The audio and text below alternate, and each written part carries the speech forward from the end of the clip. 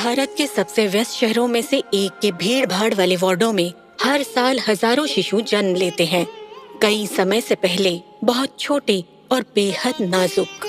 दशकों तक उनका जीवन हमेशा खतरे में रहा, जब तक एक डॉक्टर ने इसे बदलने का फैसला लिया। मानवीय दया का अमृत, डॉक्टर अर्मिडा फर्नांडिस।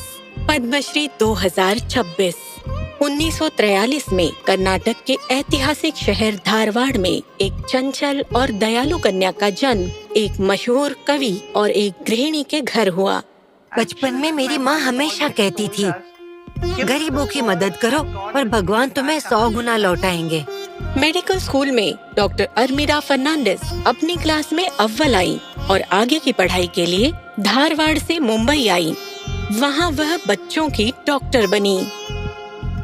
शहरी जरूरतमंदों की सेवा के लिए उन्होंने मुंबई के एक नगर निगम अस्पताल में नौकरी कर ली। वहाँ शिशु मृत्यु दर ने उन्हें झकझोर दिया और गहराई से प्रभावित किया। छोटी एम्पिरिकल स्टडीज के डेटा की मदद से उन्होंने प्रभावी कदम उठाए। शिशु को नहलाना, ग्लूकोज का पानी, फॉर्मूला और जानवरों का दूध और इंक्यूबेटर का इस्तेमाल बंद किया, जिससे बैक्टीरिया फैलते थे। इनकी जगह तेल का इस्तेमाल किया और शिशु को गर्म रखने के लिए लाइटें लगाई गई। इन्फेक्शन रेट तेजी से घटी, जीवन दर बढ़ी और इनके साथी भी मान गए। ये आसान कदम अब ग्लोबल प्रोटोकॉल है। हालांकि इनकी सबसे बड़ी पहल एशिया का पहला मानव दूध बैंक शुरू करना था। इसका विरोध भी हुआ। मानव दूध बैंक शुरू करने पर कई लोगों ने मुझे पागल समझा, खासकर प्रशासन ने।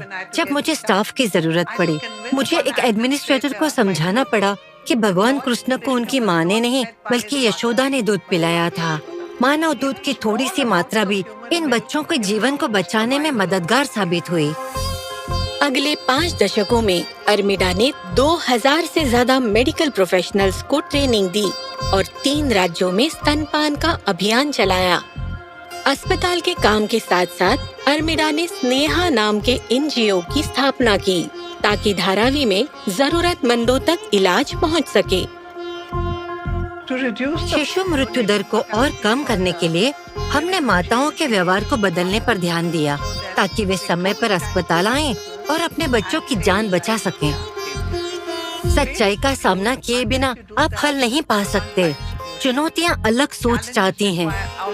एक समय मैं जिसे मंथन करना कहती थी, आज उसे इनोवेशन कहते हैं। ये मत सोचो मैं ही क्यों।